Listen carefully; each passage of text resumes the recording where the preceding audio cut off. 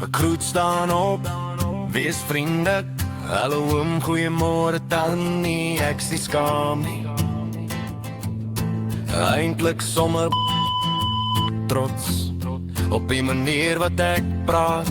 Lekker ja, nee en mos. Dit klink 'n bietjie soos my pa, en ek vloek nie vir my ma. Ek sê goed wat jy nog nooit gehoor het nie, as jy nie van hier afkom nie, ja. Die man daarbo verstaan my mooi. So hoekom sal ek verander nooit? Ek steek dit nie weg nie, en ek baklei ook nie daarteen nie. Nee, ek vat het net soos het kom. Ja, stadig soos 'n grondpad deur die Karoo.